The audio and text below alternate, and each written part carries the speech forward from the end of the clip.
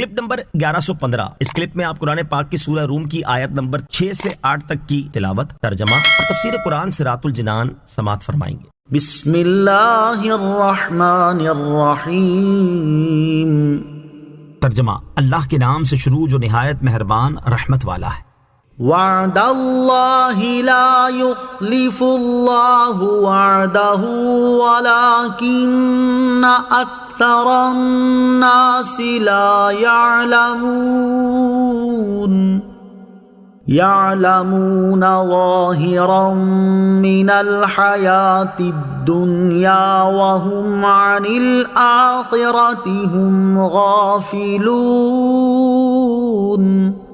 ترجمہ، اللہ کا وعدہ ہے، اللہ اپنے وعدے کے خلاف نہیں کرتا، لیکن اکثر لوگ جانتے نہیں، آنکھوں کے سامنے کی دنیاوی زندگی کو جانتے ہیں اور وہ آخرت سے بالکل غافل ہیں۔ وعد اللہ، اللہ کا وعدہ، یعنی اللہ تعالیٰ نے رومیوں کے فارس والوں پر غالب آنے کا وعدہ فرمایا ہے، اور اللہ عز و جل کی شان یہ ہے کہ وہ اپنے کسی وعدے کے خلاف نہیں کرتا، کیونکہ اس کا کلام سچا ہے اور اس کا جھوٹ بولنا قطعی طور پر محال ہے۔ لیکن اکثر کفار اپنی جہالت کی وجہ سے اس بات سے بے علم ہیں کہ اللہ تعالیٰ اپنا وعدہ پورا فرماتا ہے۔ یعلمون، جانتے ہیں۔ اس آیت میں کفار کے علم کی حد بیان کی گئی کہ وہ لوگ بس اپنے معاشی معاملات کے بارے میں جانتے ہیں کہ کیسے کام کیے جائیں، کس طرح تجارت کی جائے اور کس وقت باغبانی اور کاشتکاری کی جائے اور کب کٹائی کی جائے، جبکہ وہ اپنی آخرت سے بالکل غافل ہیں، نہ اس میں کوئی غور و فکر کرتے ہیں اور نہ ہی اس کے بارے میں معلومات رکھتے ہیں۔ موجودہ دور میں مسلمانوں کی علمی اور عملی حالت، اس آیت میں کفار کی جو علمی اور عملی حالت بیان کی گئی اسے سامنے رکھتے ہوئے غور کیا جائے تو فی زمانہ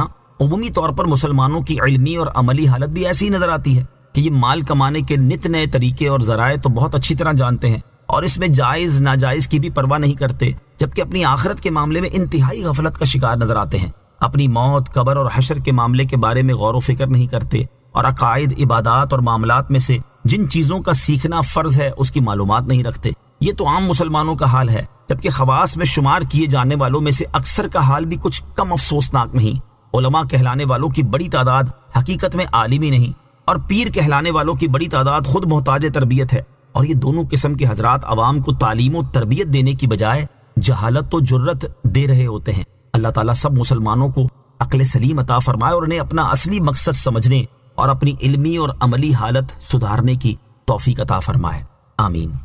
اولم يتفکروا فی انفسهم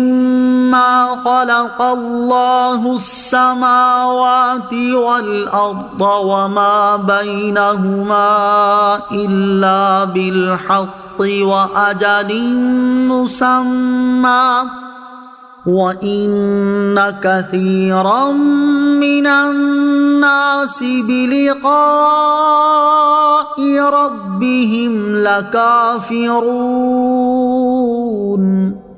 ترجمہ، کیا انہوں نے اپنے دلوں میں غور و فکر نہیں کیا کہ اللہ نے آسمانوں اور زمین اور جو کچھ ان کے درمیان ہے سب کو حق اور ایک مقررہ مدت کے ساتھ پیدا کیا، اور بے شک بہت سے لوگ اپنے رب سے ملنے کے منکر ہیں۔ اولم یتفکروا، کیا انہوں نے غور و فکر نہیں کیا؟ اس سے پہلی آیات میں کفار کے حوالے سے بیان ہوا تھا کہ وہ اللہ تعالیٰ اور قیامت کے دن کے منکر ہیں، اور اب یہاں سے وہ اسباب بیان کیے جا رہے ہیں جن سے بندہ اللہ تعالیٰ پر ایمان لانے کی طرف راغب ہو سکتا ہے اور اسے آخرت کے بارے میں علم بھی مل سکتا ہے۔ چنانچہ ارشاد فرمایا کہ کفار مکہ کی نظر صرف دنیاوی زندگی کی زیب و زینت پر ہے اور وہ اپنے دلوں میں غور و فکر نہیں کرتے۔ اگر وہ ایسا کرتے تو جان لیتے کہ اللہ تعالیٰ نے آسمان، زمین اور جو مخلوقات ان کے درمیان ہے ان سب کو بیکار اور باطل نہیں بنایا، بلکہ ان میں بے شمار حکمتیں رکھی ہیں تاکہ لوگ ان میں غور و فکر کر کے انہیں بنانے والے کے وجود اور اس کی وحدانیت پر استدلال کریں اور اس کی قدرت و صفات کو پہچانیں۔ اور اللہ تعالیٰ نے ان چیزوں کو ہمیشہ کے لیے نہیں بنایا بلکہ ان کے لیے ایک مدت معین کر دی ہے،